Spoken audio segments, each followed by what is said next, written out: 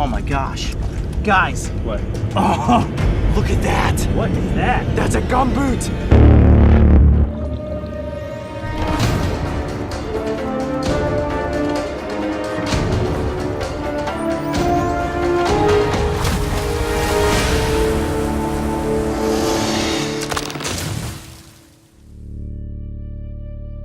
The cold blue water of the Salish Sea is unlike anything I have ever seen.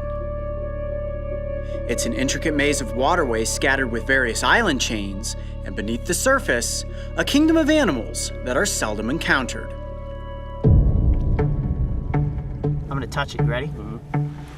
However, if you find yourself along its incredible stretch of shoreline, or even better, on the edge of one of its many islands, you stand the chance of coming across intertidal marine animals.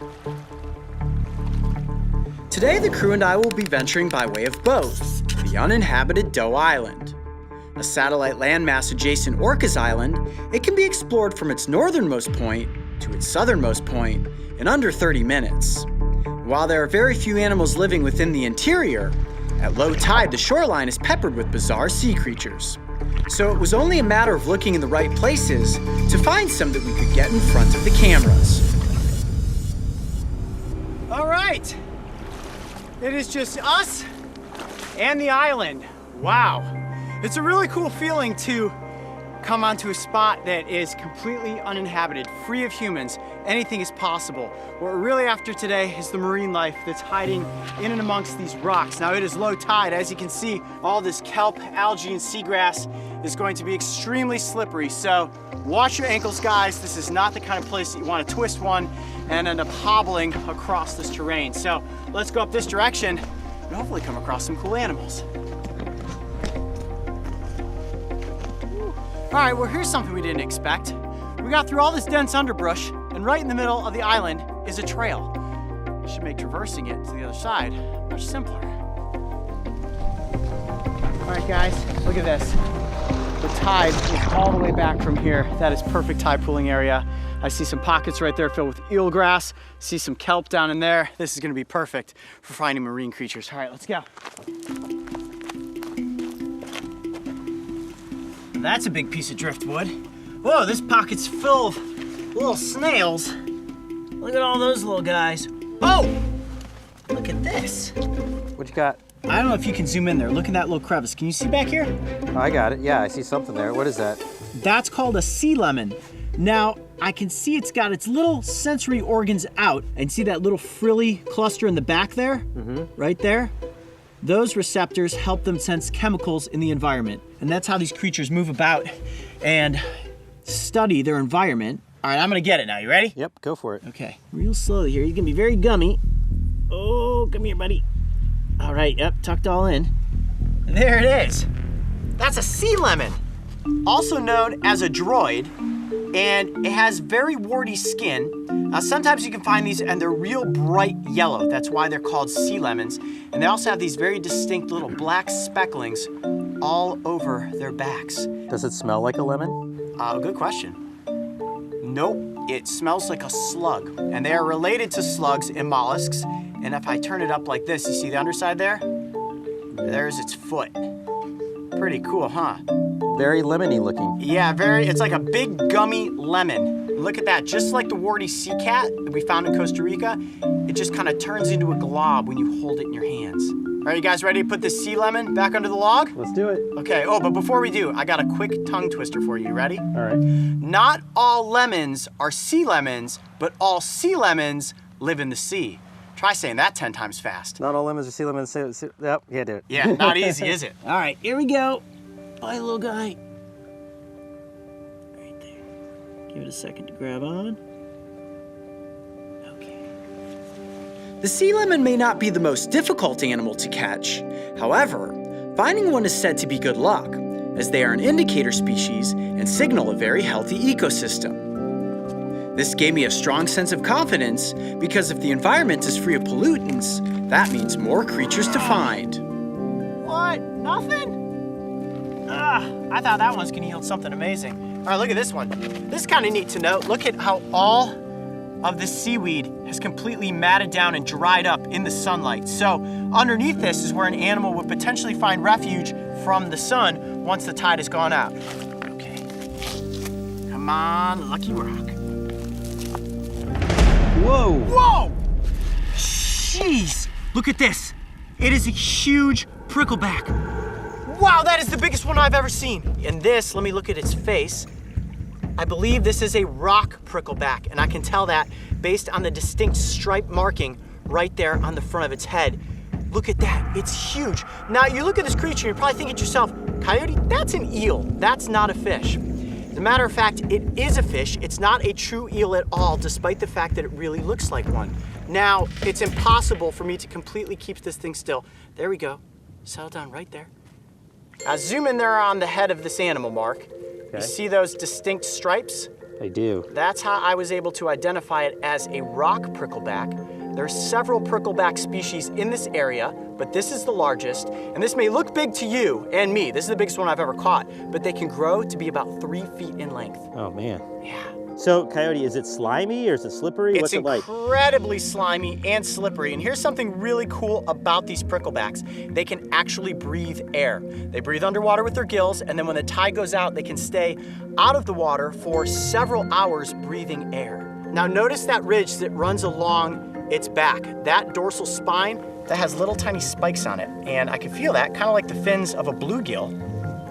And it's not sharp enough to necessarily prick me, but they use that to help themselves balance when swimming underwater. So, Coyote, these fish, can they dry out? Because we found them out of water, like there's no water under these rocks. Well, they can't dry completely out. So if it was sitting out on a rock in the sun, that would obviously kill it. But underneath the rock, even if there's no water, they can secrete a mucus from their skin. That keeps them wet and slippery. Now, I do keep dipping it into the water. Here, watch this.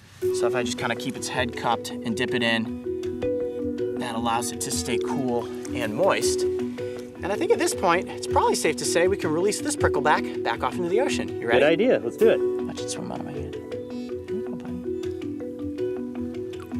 There he goes. All right, let's keep searching.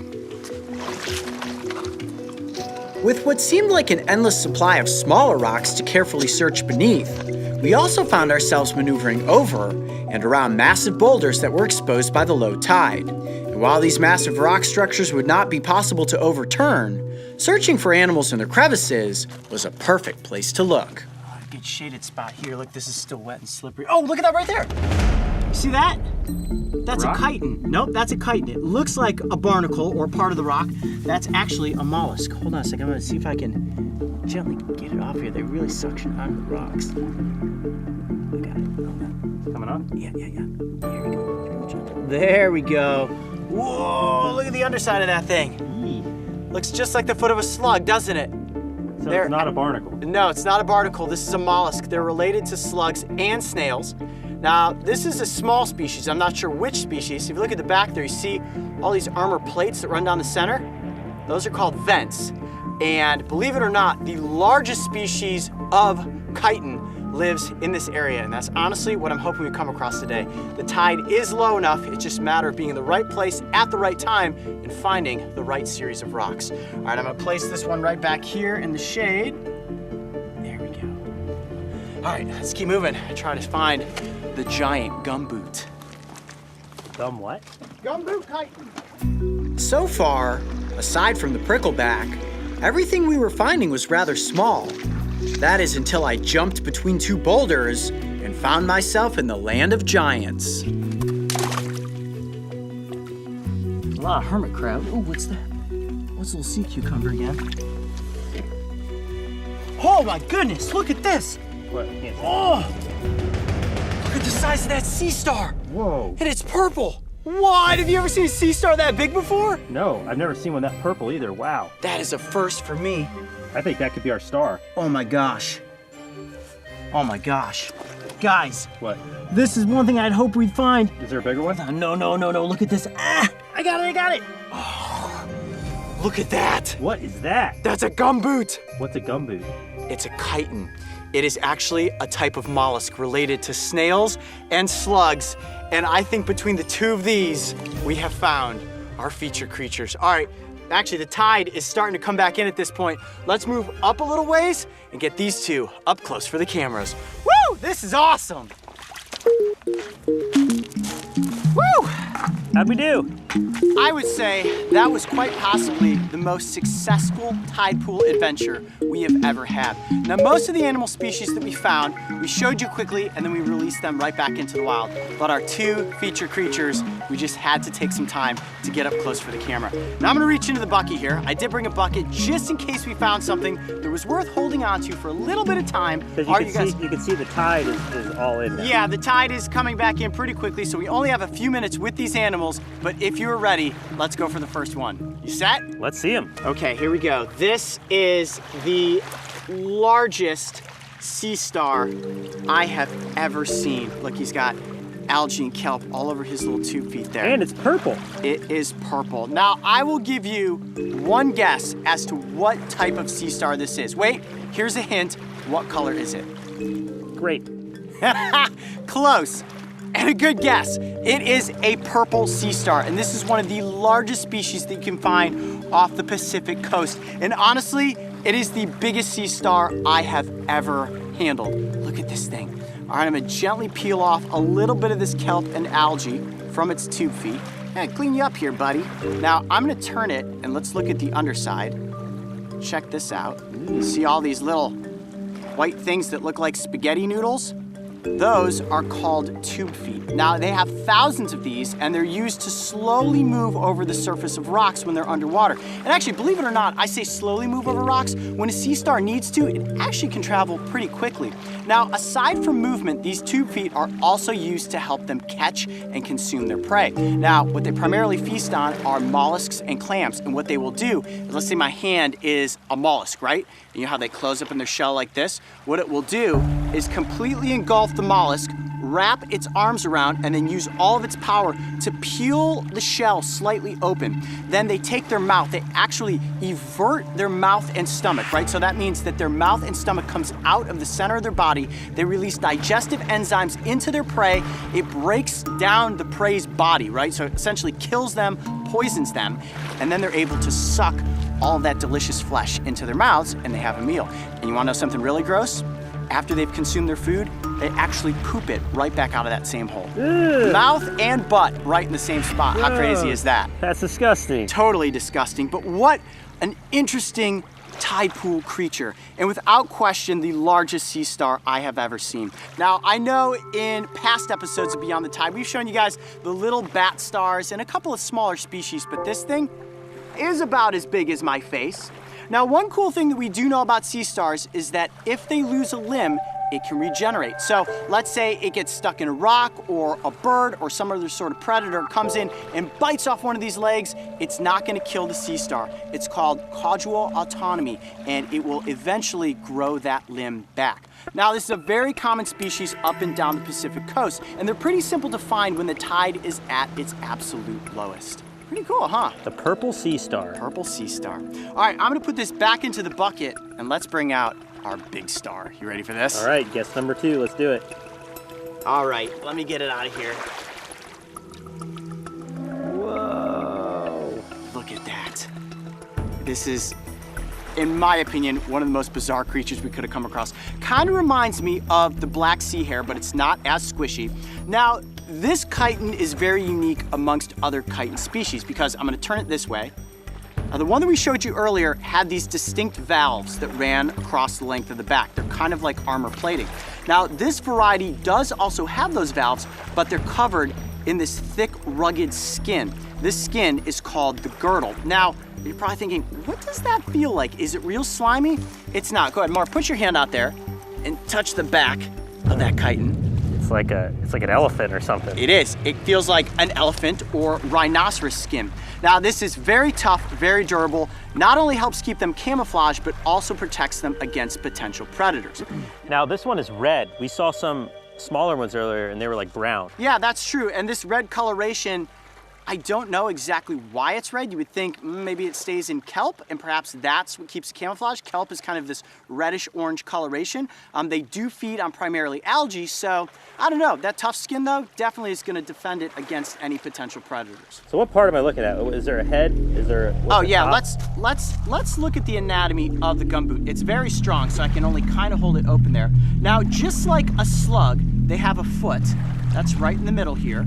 Okay. That big area down there. And they also have a mouth, which is tucked in underneath here. And inside that mouth is a radula. Now, radula is kind of like a scrapey tongue, right? It's covered in these little teeth, and they use that to drag across rocks where they feast on algae, which is their primary source of food. So this is an herbivore. Now, behind these flaps, you see these right here? They have gills, just like a brown or a black sea hare. We can't expose those. I'd have to actually peel them back, and I don't think it will be too happy if I do that, but they use those to breathe underwater. Now, most chitin species are capable of really suctioning onto rocks. This species, though, actually is not able to hold on very tightly, so oftentimes rough waves will peel them from the rocks, and you'll see them washed up on shore like this, just facing upright, and unfortunately, they aren't able to flip over, and they bake in the sun and die. So, we definitely need to return this creature back to the water and hopefully up underneath a big, strong rock. But they could actually live out of water for quite a while, right? They can, and as long as they stay positioned downward like this and flatten out their bodies, they can stay out of water for a considerable amount of time. So are they like a hedgehog in the sense they can curl up in a ball like that, or? Well, that's a good question. Well, we know hedgehogs are mammals. This is not a mammal, this is a mollusk. And they can curl up to about there, right? It's not gonna curl completely into a ball, but what it's doing right now is protecting its foot, its mouth, and its gills, which are right behind these flaps here. And I guess these must be parapodia, just like a black sea hare has very soft, kind of flexible parapodia. These are very dense, very tough muscles right there. So it basically can curl up into like a Pac-Man shape. Yeah, pretty much. You look at it from the side there, that's like a giant Pac-Man. Also kind of looks like an alien creature that would maybe suction onto your face, but it's not gonna do that. Good news for me. They also do not bite, so I have nothing to worry about. They are not venomous, they are not poisonous. This is a completely safe species to handle if you happen to find one in the tide pool. So Coyote, how rare is a gumboot? That's a good question. I have never come across a gumboot before, and I've come across many chitin species. The only time you'll find these giants is when the tide has receded out to its lowest interval. That allowed us today to get up underneath some big rocks, and that's where I found this guy and got up close for the cameras. Definitely one of the coolest creatures that we have featured on Beyond the Tide. Now, this is the largest chitin species in the world, and they can grow to be 14 inches in length and weigh as much as 4.5 pounds. How about that for a giant? So what eats these? Does anything eat one of these? Small crabs will eat along the edges of this animal's body, but from what marine biologists have observed, it doesn't seem to necessarily injure or distract this creature from moving along the ocean floor. So it doesn't have a whole lot of predators, what you're saying? No, but here's an interesting fact that you may not know. The gumboot is actually edible if you're a human. Ooh. Believe it or not, in a worst case scenario, let's say you're stranded on an island and you've run out of coconuts and crabs and you find a gumboot, this internal fleshy area is edible. Although I have to imagine it would taste pretty gross. I mean, just that name, gumboot, I'm imagining it's like eating a very chewy boot that probably has the taste of disgusting ocean water. Well, we're headed back to shore tonight, so we're gonna have pizza. Yeah, I'm gonna eat pizza tonight and not a gumboot. Well, I would definitely say that this was one epic excursion, exploring Doe Island, where we came across more marine species than we've ever featured on an episode of Beyond the Tide. I'm Coyote Peterson. Be brave. Stay wild. We'll see you on the next adventure. Oh, look at this. The tide is coming back in, which means it's time to put the animals back into the ocean. Exploring along the shoreline of Doe Island, we came across some fascinating marine animals. Species like the gumboot chitin and purple sea star are rarely exposed, so it's only when the tide is at its absolute lowest that creatures like this can be encountered and safely admired. If you come across either of these two in the wild, remember that they are completely harmless. However, it's always best to simply admire them from a respectful distance so that you do not disturb their natural behavior cycle. Hey Coyote Pack, Have you picked up your tickets for the Brave Adventures tour yet? There's only a few left, so make sure to click on this link to reserve your seats today. And remember, the tour is the only place you can find one of the exclusive Golden Adventure tickets.